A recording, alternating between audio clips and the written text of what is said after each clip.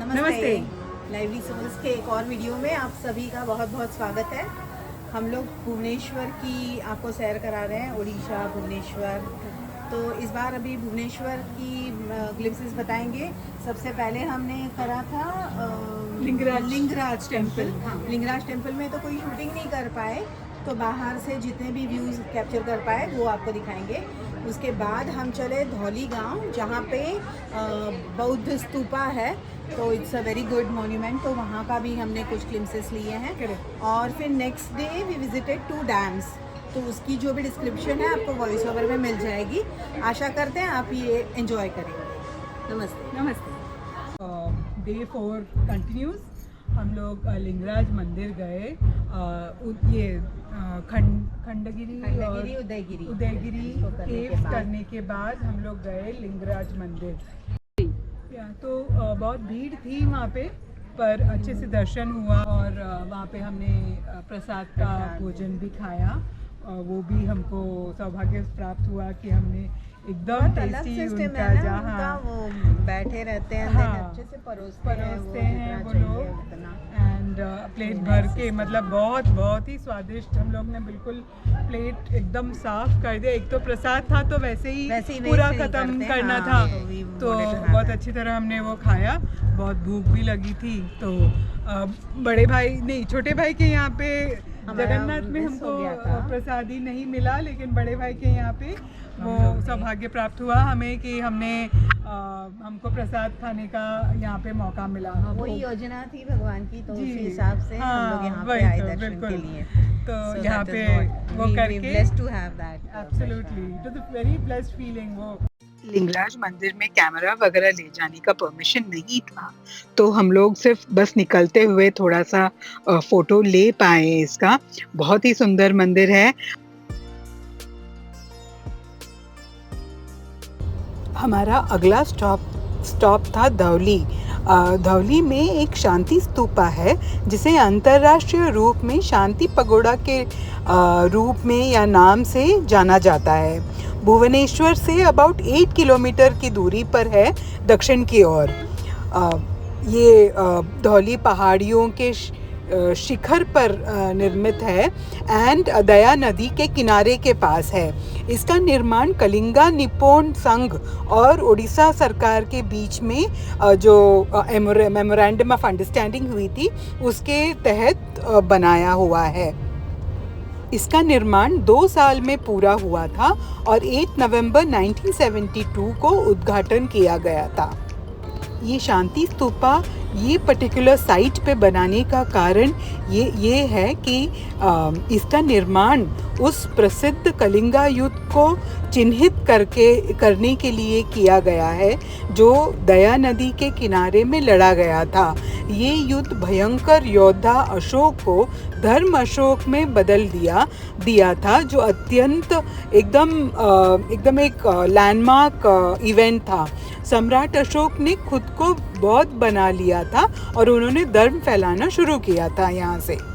यह शांति स्तूपा एक गोलाकार, एकदम खूबसूरत चमकदार सफ़ेद स्तूपा या रचना है, जो एकदम आकर्षक पत्थर पैनलों से सजीव है। इन पैनलों पर एकदम आकर्षित कार्विंग देखा जाता है। यहाँ विभिन्न आसनों में भगवान बुद्ध की कुछ अद्भुत पत्थर कार्विंग है। साथ ही एक आराम देने वाला आसन भी है। उनके पैरों के निशान, धर्मचक्र, बौद्ध मंदिर, मूर्तियाँ और प्रारंभिक भारतीय बौद्ध धर्म की बढ़नी के रूप में उपयोग किया गया चीज़ें भी हैं। बोधि वृक्ष है और एक बड़ा पवित्र पीपल का पेड़ है। ये सब यहाँ पे देखा जाता है। यहाँ पे उनके पैरों के निशान, धर्मचक्र और बौद्धिक मंदिर के बारे में तो मैंने बताया ही। कुछ पत्थर पैनल पर चित्रित है जब सम्राट अशोक अपनी तलवार को भगवान बुद्ध को देते हुए और युद्ध से इस्तीफा देते हुए हाथी और घोड़े के पीछे का जुलूस और विभिन्न बौद्ध गीतों भी वहाँ पे पैनल पे कार्विंग है।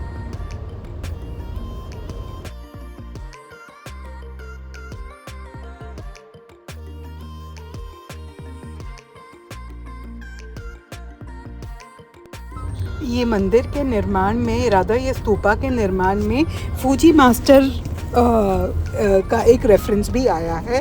उनके लिए ये मंदिर बनवाया गया है। ये मंदिर यहाँ पे अभी थोड़ी देर में आपको दिखाई देगा। अभी थोड़ा अंधेरा है इसमें, थोड़ी देर में वो क्लैरिटी आ जाएगी। पूरा जापानीज़ मंदिर है। सेम वो चैंटिंग एकदम धीमे आवाज़ में चैंटिंग रहती है मंदिर में। एंड हम वहाँ पे थे उस समय, वो इवनिंग चैंटिंग भी स्टार्ट हो गई थी। जो ड्रम बीट करके उनका मंत्र का उपचार होता है वो भी स्टार्ट हो गई थी। अगर हो सके तो मैं बैकग्राउंड का वॉइस ऑन रखूँगी तो आपको वो भी सुनाई देगा। ये देखिए क्लियर होते आ रहा है। ये है फूजी मास्टर के को डेडिकेटेड टेम्पल। कहते हैं कि ये फूजी मास्टर जो है वो बुद्धिस्ट मॉन्क है जापान से। एंड ये जो निप्पॉन बुद्धिस्ट ऑर्डर का फाउंडर है वो। फूजी बोलते हैं was greatly inspired by his meeting with Mahatma Gandhi in 1931। And तब से उन्होंने डिसाइड किया to devote his life to promoting non violence. उन्होंने ही ये क्या कहते हैं, काफ़ी सारे पीस पगोडाज कंस्ट्रक्ट किए हैं बहुत सारे जगह में। एंड ये एक और पीस पगोडा है जो उन्होंने बनाने में इंस्ट्रूमेंटल रहे हैं।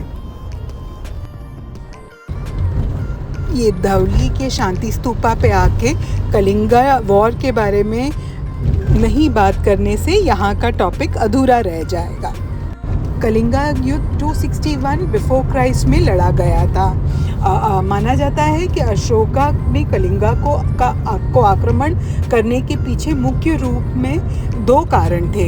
एक तो कलिंगा एक समृद्ध भूमि थी जिसका कोई किंग नहीं था। वो सब छोटे छोटे चीफ्टन्स थे जो उस पर राज कर रहे थे और इसके पास ऐसे कोई संगठित सेना नहीं था। और एक मान्यता है कि चंद्रगुप्त भी कलिंगा पे जीत नहीं पाए थे, चंद्रगुप्त मौर्य भी।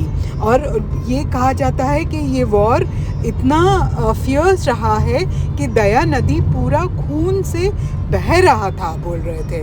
वो देख के वही देखकर सम्राट अशोक का परिवर्तन हुआ था और उन्होंने वॉर को त्याग दिया था। यहाँ पर शाम को लाइट एंड साउंड शो होता है जो ये कलिंगा वॉर के बारे में और जानकारी देती है। आज है भुवनेश्वर के day 5 and today we are going to explore dam. What is the name of Devras the Dam. Devras Dam, and then Nandankanan if possible, and then shopping is must. Janpat. So yes, that's the apt place for That's shopping. our main. Yeah, so you can see the energy Craze. we have. जनपद Craze. सिर्फ shopping बोल के हमारे से आँख कान सब ऐसे वो प्रसन्न हो जाते हैं। तो आज का है, तो let's see, be with us in all these places and see you सून।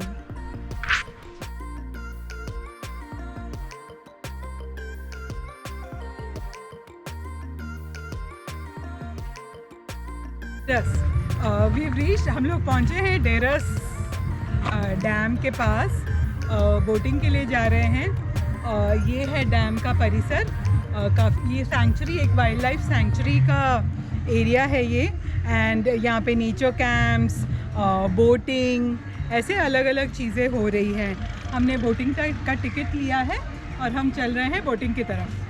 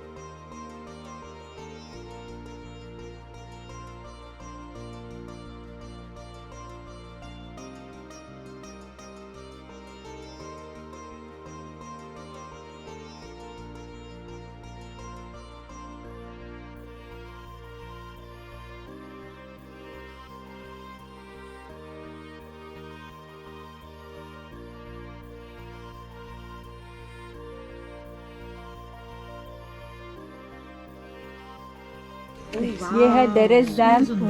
अभी हम बोटिंग के लिए जाएंगे। हाँ। और लेक देखिए तो लेक क्या व्हाटएवर डैम डैम का पानी है। पानी बैक वाटर है ये। Beautiful, amazing. ये देरस डैम है। ये भुवनेश्वर से लगभग 20 किलोमीटर दूर स्थित है।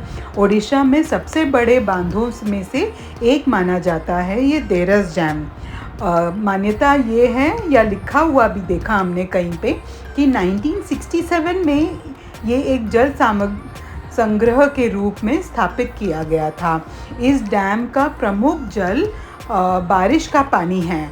यहाँ यह बांध अधिकांश तौर पर सिंचाई के उद्देश्य के लिए निर्मित किया गया था। हालांकि डैम से उत्पन्न कुछ नहरें चंदक वाणिज्य अभयारण्य से रहने वाले जानवरों के लिए जल का स्रोत भी मानी जाती है।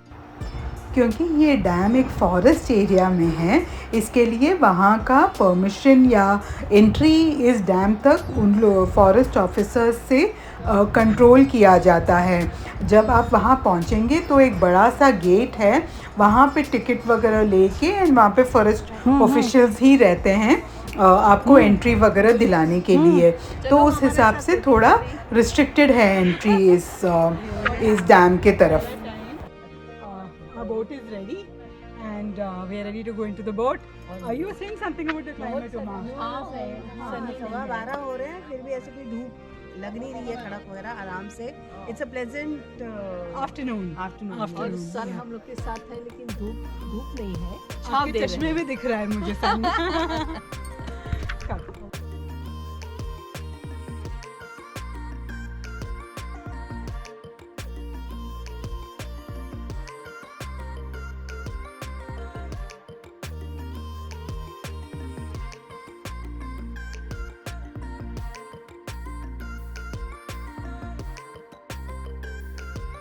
देरस डैम पहाड़ों और हरित पेड़ों से घिरा है, जो एक शानदार प्राकृतिक दृश्य का निर्माण करते हैं। स्थान की प्राकृतिक सुंदरता और शांतिपूर्ण वातावरण की चमक सभी को मोह लेती है, इसलिए लोग इस स्थान पर पिकनिक का आनंद लेते हैं। अभयारण्य, डैम और पहाड़ों की चट्टानों से हिलटॉप से दृश्य एक शांतिपूर्ण अनुभव है, इसलिए जो लोग फोटोग्राफी में रुचि रखते हैं वहाँ के वन्यजीव और पहाड़ों से लेकर बांध के विस्तृत जल क्षेत्र तक को कैप्चर करने के लिए काफ़ी कुछ है। क्षेत्र में कुछ कॉटेजेस उपलब्ध है जहाँ टूरिस्ट पूर्व अनुमति प्राप्त करके रह सकते हैं। क्योंकि dam Chandak wild life sanctuary के करीब है, इसलिए पर्यटकों के लिए अभयारण्य के अंदर लगभग 40 किलोमीटर के लिए एक गाइडेड सफारी की भी सुविधा उपलब्ध है। हमें तो ऐसे कुछ, हमने वो सब के लिए रुके नहीं हम लोग। हमने ये बोट टूर किया। बहुत ब्यूटीफुल वहाँ का लेक और उसका सराउंडिंग एरिया देखा, और बहुत अच्छा सा एक 40 मिनट्स वहाँ स्पेंड करके हम वापस आ गए थे। वहाँ का ग्रीनरी आपको दिखाई दे रहा होगा, बहुत सुंदर, बहुत शांत, एंड वहाँ के बोट राइड एंड गाइड भी बहुत ही अच्छा था। आप लोग जाएंगे तो आपको वो हाथी का एरिया है। ये जंगल में हाथी बहुत है। ये एरिया माना जाता है पूरा जंगल का हाथी का है। तो हमको नहीं डरा सकते, हम डरेंगे हाथी हमको डराते हैं, हम हाथी को डरा नहीं सकते। हाथी के डरना के लिए आवाज चाहिए, हमारा आवाज।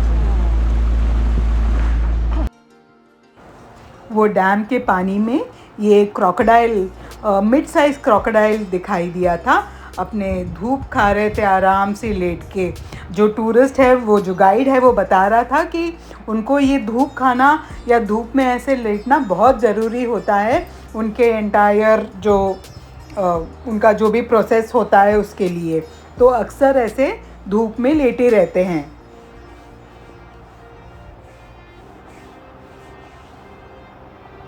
होप आपको समझ में आ रहा होगा, दिख रहा होगा क्रोकोडाइल को।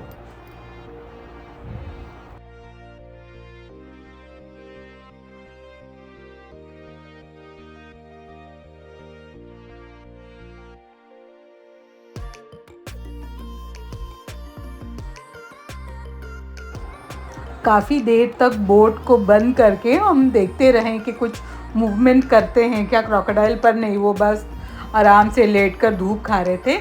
तो हम उसको बाय बाय बोल के आगे चले गए।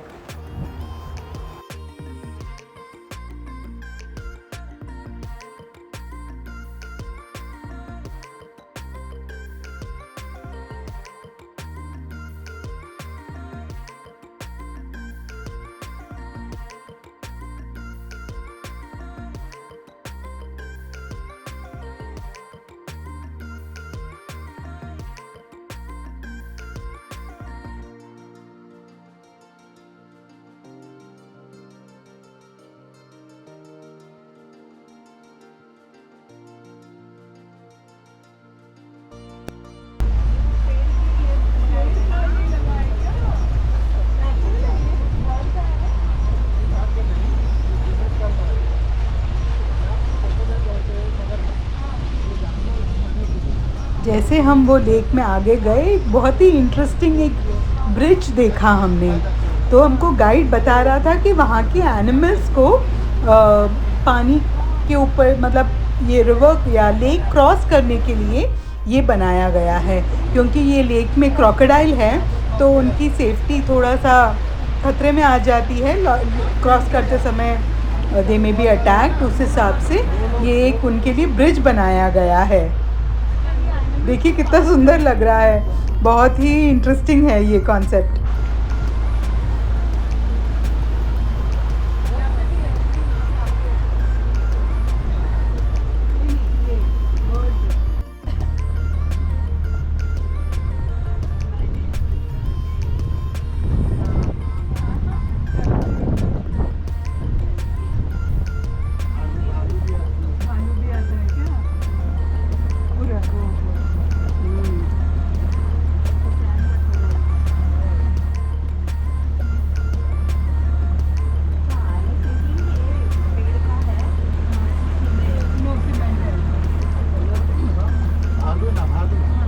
रात के 2 बज 1 बज आदमी की तरह कांदती है, रोती है,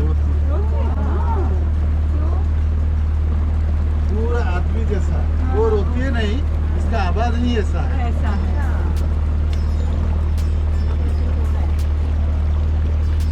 हम लोग पूरा आदमी, कोई आदमी यहाँ पर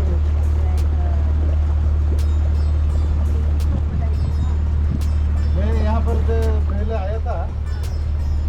मैं यहाँ पर सफर से आती है ना, कोई दिक्कत आती है रात को कोई आती है।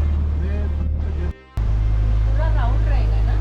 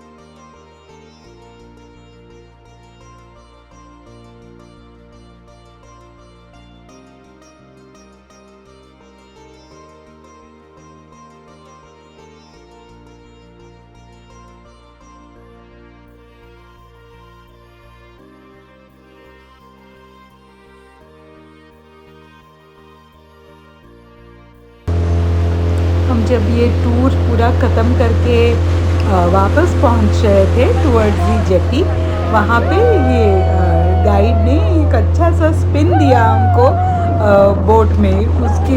उसके आवाज़ें सुनिए आप।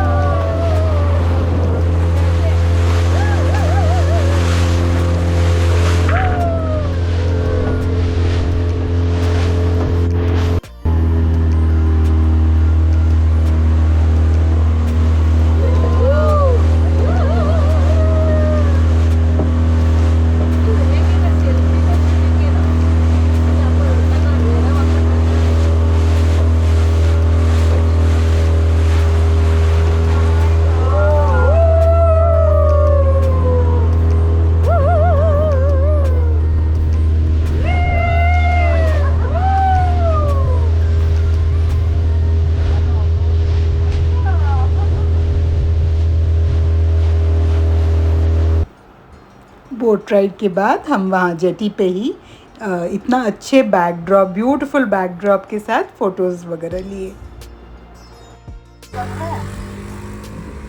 Oh my God. खाली दे रहा है और मतलब आवाज नहीं आएगा।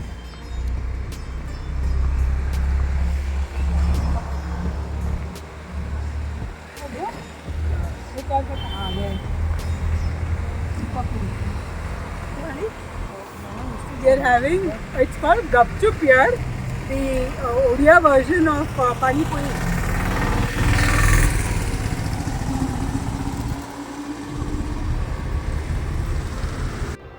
वहाँ से फिर हम चल पड़े जो अगले डैम की तरफ। Just look at the roads, beautiful green roads, दोनों तरफ से ग्रीनरी। अबाउट 5 किलोमीटर के करीब की दूरी पर है अगला डैम। बहुत ही जल्दी पहुंच गए थे हम। ये देखिए साइड में डैम के वॉल्स भी ऑलरेडी दिख रहे हैं। So after the Deras dam visit, a lovely boating experience over there, हम लोग आए हैं जुमुका डैम पर। ये डैम है जुमुका रिवर, एक जुमुका नाला करके एक बहता है, उसके ऊपर बनाया हुआ है। This is suppose to be a picnic spot, irrigation valley project है ये। एंड क्या कहते हैं, यहाँ पे एक गार्डन है। देवरस से बोलते हैं अबाउट 5 किलोमीटर्स से है, and Bhubaneswar say about 27 kilometres है ये जगह। पिकनिक स्पॉट है, बोलते हैं यहाँ से सनसेट बहुत अच्छा दिखता है। एंड हम लोगों को जैसे हमने देखा ऐसे लग रहा है जैसे देवरस का बैकवाटर्स का एक पार्ट है यहाँ पे। That is our estimate of this place, क्योंकि देवरस से बहुत क्लोज है। कूल प्लेस है, not very crowded, because I don't think ये नॉर्मल टूरिस्ट आते हैं यहाँ पे। It's not a common tourist point, but yeah it has its charm. Nature and beauty के बारे में तो I mean, less said the better. It is on one side you have fields, open fields kind of a thing. One side you have water and the hills on the other side. It's a beautiful place. You can just sit here, stand here and enjoy the beauty. And there's an entire walkway which you can walk up to the other end and come back. We really didn't do that because we have been walking all this while and we have some more places to cover. So हम लोगों ने walk नहीं किया. But yeah, this is the entire place. We are just going to go to the park also. We'll see कि वहाँ पे भी क्या है, वो करके हम यहाँ से निकलेंगे।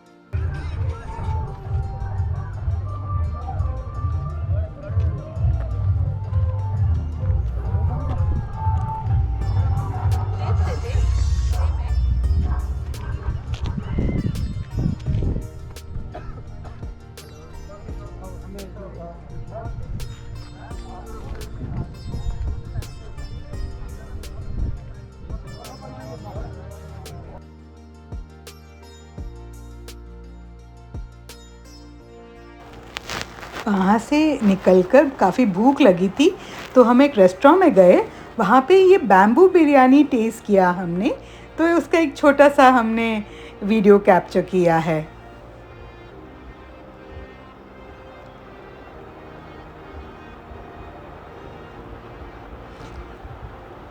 एंटायर उड़ीसा के इसमें काफ़ी क्लीनलीनेस देखा है हमने सब जगह, और everything, the facilities are very nice over there. And अभी यहाँ पे ये रेस्टोरेंट में आके भी ये एक नया आइटम देखा हमने मेनू में, तो हमने ये मंगाया। ये देखिए, ये बैम्बू के अंदर पकाया हुआ बिरयानी है। ये अभी उसे खोल के वहाँ उसमें से निकाल के, उस बंद था वो, तो उसका टॉप कुछ एक ऐसे खोला उसने, एंड उसमें से सारा चावल बिरयानी वो प्लेट में निकाल के सर्व किया उसने।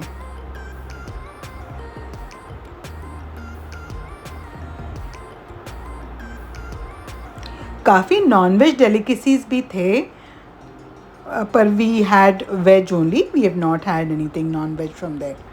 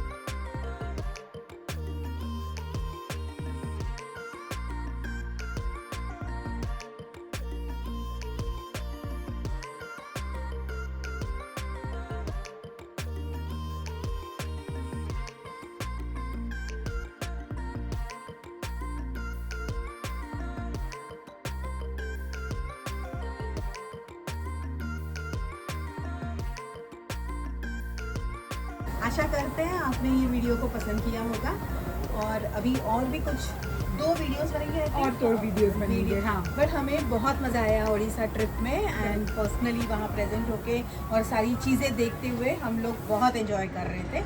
और चिल्का लेक का रिकवर कर पाए हैं। चिल्का लेक का वीडियो जो हमें नहीं मिल रहा था, सो मिल गया मिल है, गया है, and that very yeah. Soon we are going to give that video also on our channel.